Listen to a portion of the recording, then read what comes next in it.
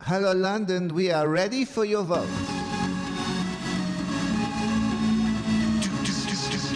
Hello, I'm Stephen Perkins, and this is Douze Points, the Eurovision podcast from the team behind Binge Watch. It is Thursday, the 9th of May.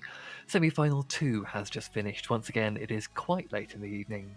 You may be able to hear my voice is already going a little bit, so this should be a fun one. We're going to take a little moment to look back on what has happened over the course of tonight, and I'm joined once again, delighted to have with me on this podcast, our very own producer Liam. Liam, thank you for coming back. I'm glad I didn't scare you off last time. Yeah, thank you, Stephen, for having me back. It's the biggest week of the podcast. There's a lot going on. There's a lot to talk about, and I am excited. Me too. Me too. I think, there's definitely a lot to talk about from tonight's tonight and the week generally. Not all of it good, and I think shall we start by addressing some of the things that have happened since Tuesday? Because I think we recorded very, very quickly after Tuesday's show, and there were sort of breaking things happening kind of as we were recording that we weren't really able to cover. But I think it's only right and fair that we address what happened with Eric Sader. I might as well fill in here for anyone who's not familiar with the story. Obviously, Eric Sader, who as a previous Swedish entry at Eurovision, performed as part of Tuesday's semi-final, and as part of his outfit, he had a keffiyeh on his arm. Eric Sader's dad is Palestinian, and a keffiyeh is a traditional Palestinian garment, and it was worn on his wrist very kind of subtly. I must admit, I didn't even notice it was there when I watched Tuesday's show. People who did notice it, however, were the producers of Eurovision, who decided that it was contravening their policy on no political statements at the contest. And the executive producer Ebba Avelson said, we think it is sad that he uses his participation in this way. He is well aware of the rules, which I think was a very bad thing for them to do, if I'm honest. I'm really disappointed that that's how they chose to respond to that, because I think if you're going to invite an artist who has Palestinian heritage in this climate to perform on the show, that there is perhaps an element in that you're expecting him to stand for something on the show, and to then tell him that he's not allowed to acknowledge his heritage in any way. And it's barely, you can view it as a political statement if you want. You can view it as him just wearing something that's part of his culture, and to then turn around and say that's a political gesture, you can't do that, is absolute nonsense. I think ultimately in this contest at this point, there's no such thing as political neutrality. You're either taking a position or you're not, and the producers have very clearly decided now that they are taking a political position, and I think they're trying to silence dissent, which is pretty shameful, I think.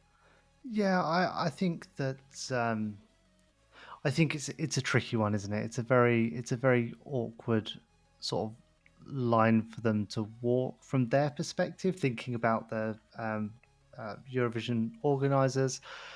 But I think when you make the decision to let Israel compete and kind of brush that aside, it seems like an odd decision to then get involved when someone with Palestinian roots then acknowledges that.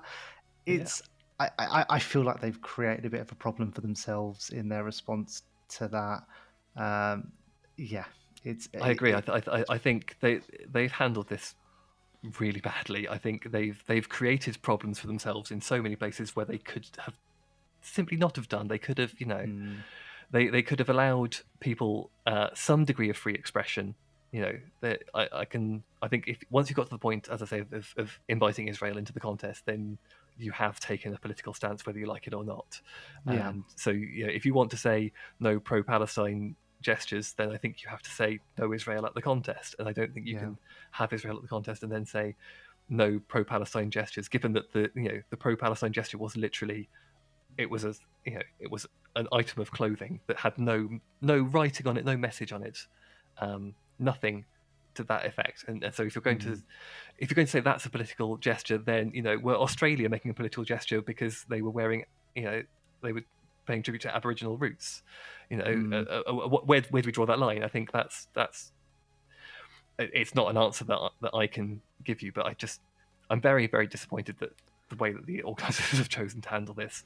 Yeah, I think it's tricky because I think the only way to have a genuine kind of separation between Eurovision and politics is for the organisers to not get involved and to not make decisions on things like that. I think they could set very clear parameters in the rules, and when those rules are crossed, they then have the right to force changes, like they do with like the lyrics, for instance, to songs that can't be over politicized. But I think where there is a grey area and where countries are or individuals are making statements or things that aren't explicitly prohibited in the rules, I think they should ignore it. I don't think they should be getting involved, because I think by getting involved, they're then taking a side. Yeah. I think if they want to, if they want to have an opinion on something, it should be in the rules. Is my stance.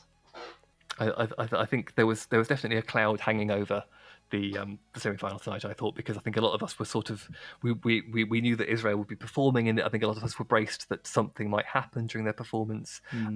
It was certainly very noticeable that as Israel's performance finished, there was very clearly chanting happening within the crowd, which was very swiftly muted, so we didn't get to hear what was being said. But I'm sure it wasn't anything particularly as congratulatory to the act that had just been on stage.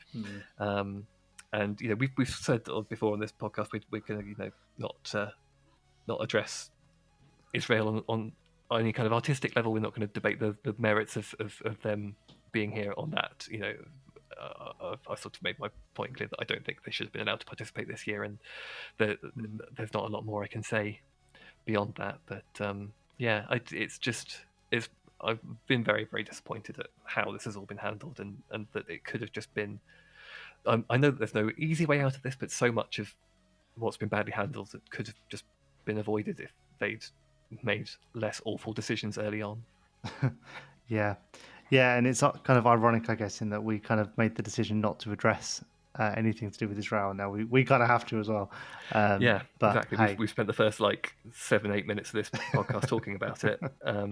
So, well, I mean, I don't want to get too bogged down on it, because I mean, I don't feel qualified to talk about it as much as anything else. I mean, I'm not a geopolitical student. I'm sure if the longer I go on, the more I'm going to say something that's going to prove how woefully underinformed I am. So we've said our piece, and I think perhaps we can move on and talk about everything else that happened over the course of the evening.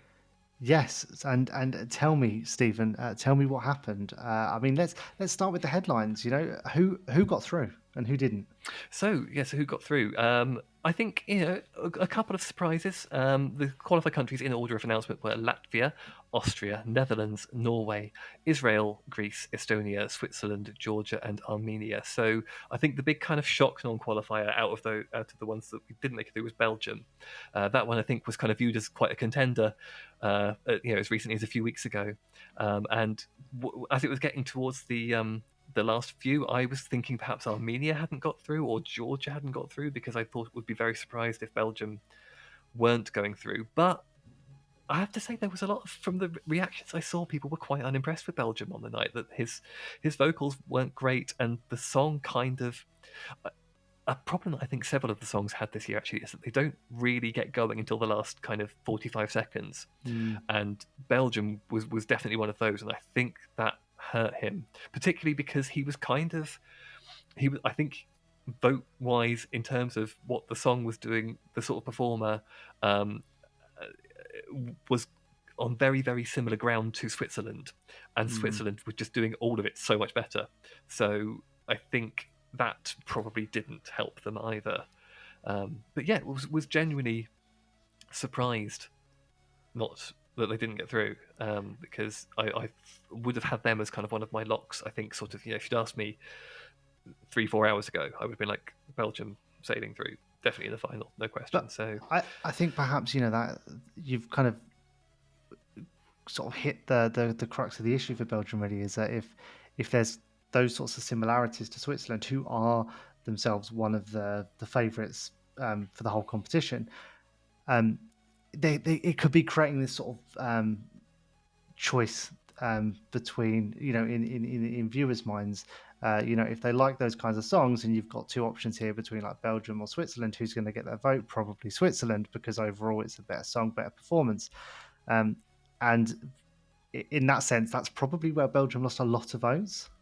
yeah, I think so, and I think we've set ourselves up actually for quite an interesting situation in the final, because we've got, I think once you throw in things like Croatia, Finland, Estonia, Netherlands, are all going to be competing for a lot of the same kind of pocket of votes as well. So who gets the lion's share of those is going to be really interesting. Are some of these other kind of big, eye-catching, slightly novelty acts that or that have got a good gimmick coming through? Are they are they going to siphon votes away from Croatia, that is still very much one of the front runners? Is that going to harm them if they're fighting for kind of a smaller piece of the pie? Because Croatia probably not going to be a runaway winner with the juries. Yeah, I guess this is where I'm really interested to get your opinions on how the performances in this semi-final sort of resonated, because I think there's been a really clear distinction in the running orders between the two semi-finals. In that Tuesday night, you saw a lot of these kind of big performance-based acts from Croatia and Finland and Ireland. They were very out there and they're very eye-catching. Whereas tonight, I think you probably had more of a mix of more traditional Eurovision fare, the kind of the sort of the anthems, the big sort of poppy kind of songs. Is that how it came across? I think so. Yeah, I think there was definitely a sense of you could see sort of certain acts following a very similar template. We had quite a few kind of energetic young women in leotards, doing a big number with a dance break in the middle of it, and that meant that we did end up losing Malta, and they kind of they didn't quite make the cut, and there's only room for so many of those in the final. But yeah, I think that it was a really, really interesting mixture of entries this time round. I mean, I think it was great to see Norway get through, because that was one of my favourites, and was doing something I think quite different. They were kind of going the folk metal, alternative kind of thing, with a big old stage show. I was slightly disappointed because I don't think it worked as well on this stage as it did in their national final. I thought their original version of it just had more of an atmosphere to it. I think the more I watch actually the semi-finals, the less I like that big kind of cross-shaped stage in the middle of the arena, because I think sometimes you want a slightly more intimate performance, and when you're in the middle of the crowd you can't necessarily do that. And I think acts like Norway did slightly suffer from the position that they were in, but then someone like Armenia hugely benefited from it, because she, the lead singer of La Daniva, kind of basically treated it like she was headlining her own concert, and was really kind of interacting with the crowd and really lively, and that was kind of, you could see how well this stage really worked for certain performers and certain performances. So yeah, it's an interesting one. I think that stage is kind of, it's depending on what you're trying to do, it can be a blessing or it can be a curse.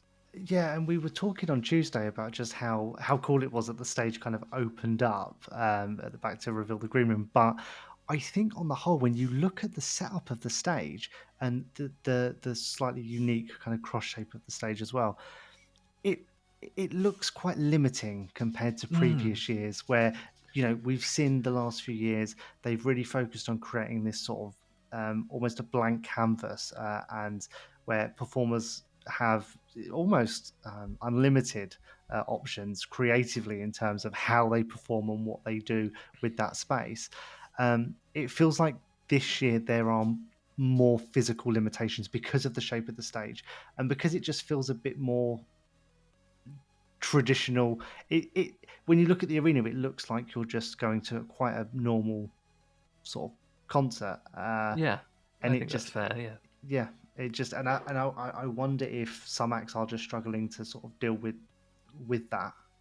Yeah, I think that's definitely true. I think there are certain acts who I think I said as much in Tuesday's podcast that have kind of um, had to sort of rejig on the fly to make their staging work on this particular setup, and it hasn't necessarily always been to their benefit.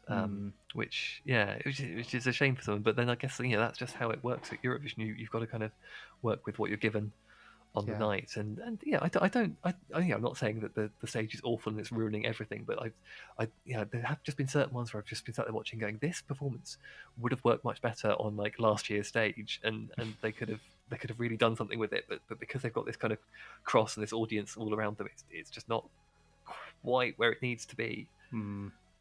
Yeah, I agree, and I think that these things, the acts and the performance have a lot of time to adapt and prepare for the stage that they have. But then they also are thinking about certain aspects of their performance like a year in advance. As soon as Eurovision ends, the organisers from each country are starting to think, okay, what can we do next year? So I wonder if it does throw a bit of a spanner in the works when there is a bit of a design quirk, like a cross-shaped stage that they maybe weren't expecting until a couple of months before. Yeah, but I mean, you look at countries like Switzerland and Ireland, whose staging is very much on point this year. So that people have been able to make it work for them. So Yeah. I guess like anything in the creative industries, it's all about your adaptability, isn't it? It's all about how you can roll with the punches whenever things don't entirely go your way. But Yeah. so I think we'll see perhaps on Saturday night.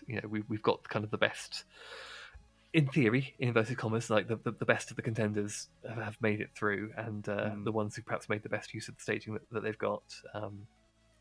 Yeah. But yeah, I think we've got I think a very strong lineup for the final. There's definitely some songs through that I wouldn't personally have chosen. I mean, out of this lot, Latvia's not a favourite of mine. I know it's a favourite with a lot of people. I can't get on board with Netherlands at all this year. It just does nothing for me whatsoever.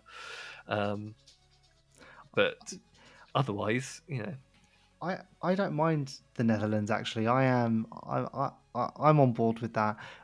I am keen to know your thoughts on Denmark though, because they didn't qualify, they and didn't qualify, Denmark, and I didn't really expect them to, if I'm no, honest.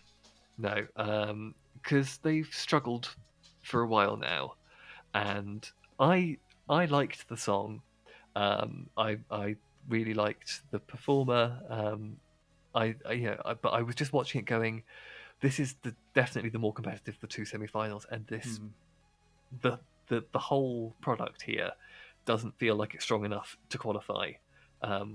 It was a little bit static in the performance, and a little bit dated Eurovision wise. It felt like the sort of thing that it kind of was a bit more kind of mid 2000s, and I'm going to be very careful saying this out loud, but I think we do have to contend with the fact as well that the voting at Eurovision is not always favourable to people of colour, which was another thing that was working against Denmark tonight. So it was one of those things where I loved the song. I was really rooting for them, but I wasn't expecting them to qualify. And kind of I thought there was maybe one or two sort of question marks over the ones that were expected to qualify. But once things like Latvia started getting through, I was a bit like, okay, yeah, this isn't looking good for Denmark now. yeah, and I think it was quite recently that they won it last, wasn't it? I think it was the mid 2010s. It was 2013, I believe. 2013, I'm just yes, going to check and that. it feels like They won in Sweden. they did. Yes, they did. And I think that on the whole, that part of Europe tends to have a very good reputation and a pretty good track record at Eurovision. And I wonder if Denmark have reached a point where they've, and this is going to sound really harsh, if maybe they've slightly run out of ideas, or they've got maybe a little bit complacent, or I don't know. Something's gone wrong there, right? Yeah, I mean, I think the thing is with Denmark, it's never that what they're sending, isn't good. Well, okay, there have been one or two in the last couple of years that weren't very good. But I think they've sort of fallen into the rut that the United Kingdom got into for a while, which is that they were sending stuff that was okay, but people don't vote for okay. They don't vote for, it's now that it's televote only. You can't afford to miss. You've got to send something out that people are going to pick up the phone and vote for. And that was the thing that was sort of sitting when I was watching Denmark. I was like, I'm just not really sure who in the audience is looking at this one and going, that's my favourite. I'm voting for this one. And also in the running order, it was I can't remember exactly when it was. I'm going to check now, but I think it was fairly near the middle, which is quite a dangerous place to be because you can get quite lost there. I mean, a lot of the non-qualifiers from Tuesday night were kind of in the middle of the proceedings. Yeah, Denmark was 7th out of 16, so they were kind of pretty close to the middle of the show. And also they were sandwiched between Austria and Armenia, both which were quite kind of. I mean, Austria was big clubby rave thing. Armenia was kind of jolly, everyone doing a jig. So they were both kind of really dynamic and grabby kind of performances, and Denmark being quite static, still on the box, draping sand everywhere in the middle of that. I think just didn't stand out. So yeah. It's a shame because I want Denmark to do well. I'm really really sad for them that it didn't work out this time. But they I think haven't quite got the measure of what works at Eurovision perhaps these days. Yeah, well, it's setting the scene for a big comeback at some point because Denmark, they're a strong country and they're going to come out with an absolute before. banger They can do it again. And, yeah, exactly. Yeah. I mean, look at Ireland. I mean, Ireland have been in the doldrums for a long time, and this year they've come back with a wallop. And if Ireland can do it, Denmark can definitely do it. Yeah, I agree. But RIP Denmark this year. Sights set on 2025.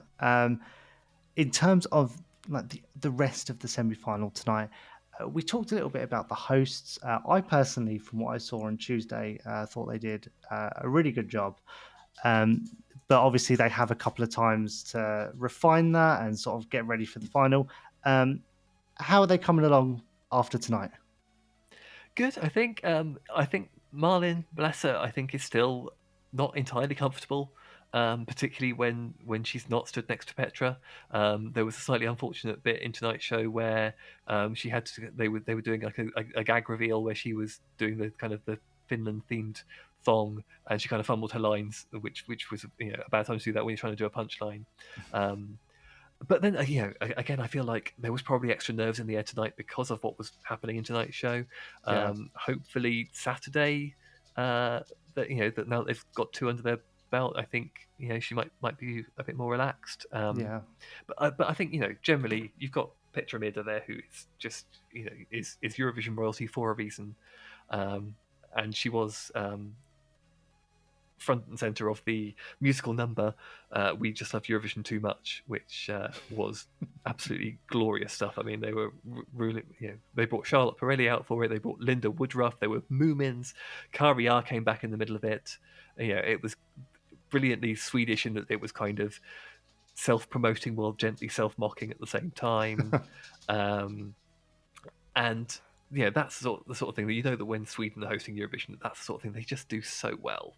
They'll find a way to kind of fill those moments with something that's really fun. And I mean, we had that, and we also had that brilliant like sing along with the trio of divas with Helena Paparizou, Charlotte Pirelli, and Sertab Irena. Who I was pleased to see that Sertab had the headline slot of the 3 of them because no disrespect to Helena or Charlotte, but Sertab is my queen. She was. Just came out absolutely ate, left no crumbs, as they say. So they they've definitely, Sweden have you know, in perhaps slightly trying circumstances, have been trying to keep the atmosphere up and as pleasant as possible, and have, I think, really, they know exactly what they're doing with Eurovision. There's a reason why they keep winning it, and there's a reason why people enjoy it when they're hosting. Yeah, well, I guess after the seventh time of hosting, you sort of figure out how to do it well, I guess. But yeah, and also the semi-finals. If if the shows in the semi-finals are good, it bodes well for the final because they're obviously going to hold back the big guns for the grand final, Yes. right? Exactly. I mean, the audience for the semi-finals is a mere fraction of what you get for the grand final. So if they Yeah. had something as good as "We Just Love Eurovision Too Much" in the semis, I'm sure they've got something absolutely spectacular planned for Saturday night, and I'm very excited to see it. I'll probably be tired and emotional by the time it happens. We will see. Yeah. Well, I think before my dog has an absolutely raging fit, I think let's Shall we wrap it there? let's wrap up. And Stephen, remind us who won, who lost, and how is the final shaping up?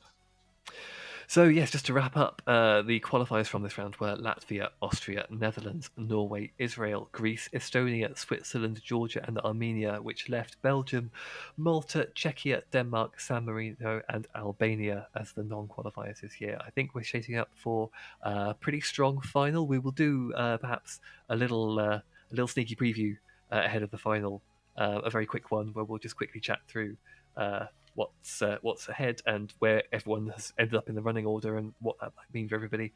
And that will be coming out probably Saturday morning, perhaps. we won't tie ourselves to anything here, but we'll aim for around then. And as I say every time I hear, please hit subscribe so that you'll get the episode when it arrives. And stay tuned to our social feeds as well, of course, at BingeWatch_pod and at Stephen Perkins. We will try and plug them as much as possible. So I think, are we done? Are we ready? We can sign off there, and we'll be back with a short preview on hopefully Saturday morning. Yes. Brilliant. Well, thank you again, Liam, for joining me for tonight to walk through the slightly tricky circumstances surrounding this semi-final, and we will be back again very soon. So thank you for listening, and until next time, good night Europe, good morning Australia.